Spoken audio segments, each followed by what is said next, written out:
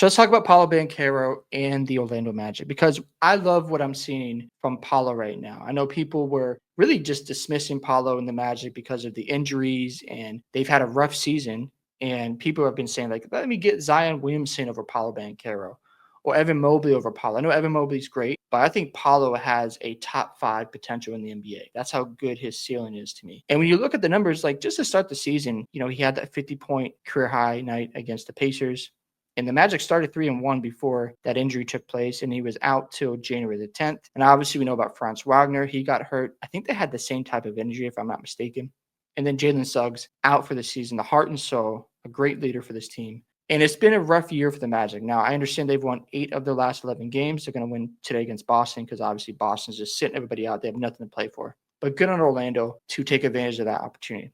Now, what I love from Paulo, a couple things stand out. Number one, the assist numbers, 4.4 assists. And then he's at 5.3 assists in the month of April. That's a good sign because going forward, I would like to see Paulo take a playmaking leap until Orlando figures out the point guard situation. Because if they're not going to get somebody to come in and be a natural facilitator, then Paulo is going to have to take some of that responsibility because teams are going to double him, especially if he's not shooting well from the three or hasn't improved that 3-point shooting.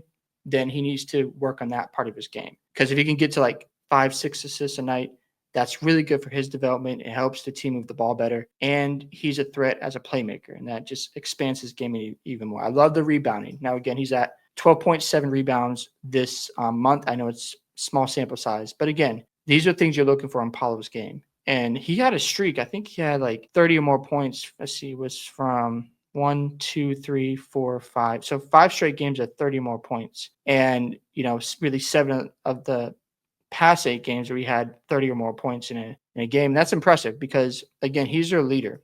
And if Paulo can, do this in the playoffs, and even if Orlando loses in 5 games or they push Boston to 6 or Cleveland to 6 games, you're trying to build to next season. I don't think Orlando is that far away from being at the top of the Eastern Conference again. That's how good they are, in my opinion. I expect this team to eventually take that leap, whether it's next year or the following year, because they've got the pieces. They just have to get better in specific areas, like shooting well from the three. I think that's one thing that the GM needs to address this offseason. Should he let these guys keep developing? Like, is Anthony Black going to get better from three? Is Franz Wagner going to shoot better from three? Is Paulo Banchero going to, increase his percentage? Because he's around like 32%. So if he can get to like 35, like he is right now, his percentage from three is at 35.7. That's a good average. That's league average, and he was at 35.1 in the month of March. If he can just knock down some shots on a consistent basis, and again, I'd rather him stay at the 6.3 attempts or 6 attempts a game for three, because he should be in the mid-range area and finishing at the rim. But I just love his game. Again, he also joined an exclusive company with 20 straight 20-point games. So Paulo is building confidence. And again, the guy's only 22 years old. He'll be 23 in the month of November. And you're just hoping next year Orlando will finally break through and take that leap where they're a consistent top 4 team in the Eastern Conference. I think that's on the horizon for the Magic. Now, obviously, they've been decimated injuries, and it's been a hard season for them. And I'm not surprised by, the adversity, because every team goes through seasons like this, unfortunately, where they have injuries or they have growing pains, or the players you expect to take that leap hasn't quite happened yet. Do I think you should give up on this roster and trade guys, move guys around? I wouldn't quite yet, unless you have a good deal in place where you can bring in a veteran. Like KCP was supposed to be that vet for the Magic, to be that, shooter for them, but he has not shot the ball well for them really all season. You look at his percentages here. Let me grab their stats. As you see, Paulo and Franz haven't, taken that leap. I know Jalen Suggs has taken a dip back, but I think that will get better next year.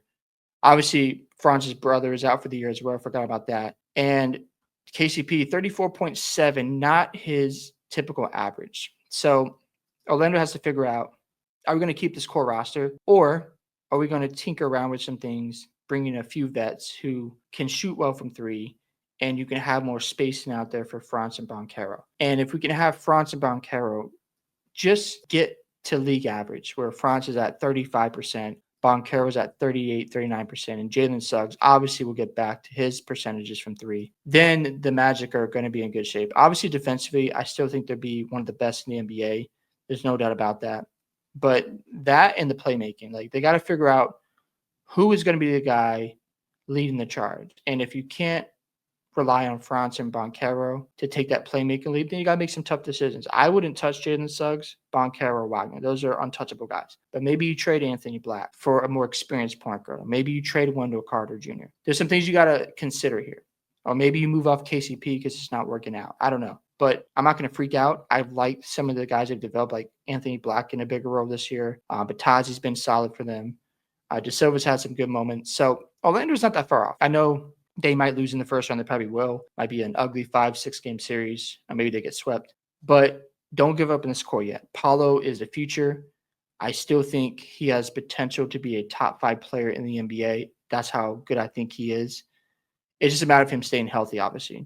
Just like any roster. Anytime you lose, like the Celtics lost Jason Tatum or Jaylen Brown, they wouldn't be a top 3 team in the Eastern Conference. Or if the Cleveland Cavaliers went, months without Donovan Mitchell, and it actually, last year they didn't have Darius Garland or Evan Mobley for a time period, they would be a disaster right now. So when you lose your key players, obviously things are going to look worse for that team, and the outcome is just really rough. Or the Sixers, a great example, Joel Embiid and Paul George. They've been unhealthy all year long. So just goes to show you just got to remain healthy and don't blow this up. Orlando's in good shape here.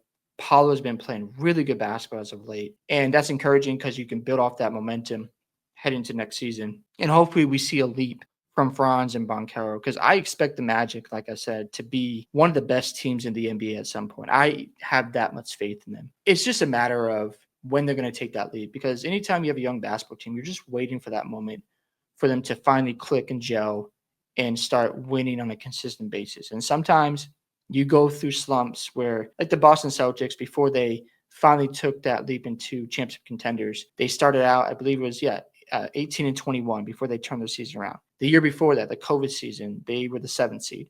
So it just goes to show you that young teams do make that leap. Or even like the Golden State Warriors, when they first had Clay, Draymond, and Steph. They went through some playoff battles. I remember they made the second round, lost to the Spurs. And then they lost their first round against the Clippers. And then they went to the NBA Finals and won the championship a year later. So the leap is coming. It's just a matter of when.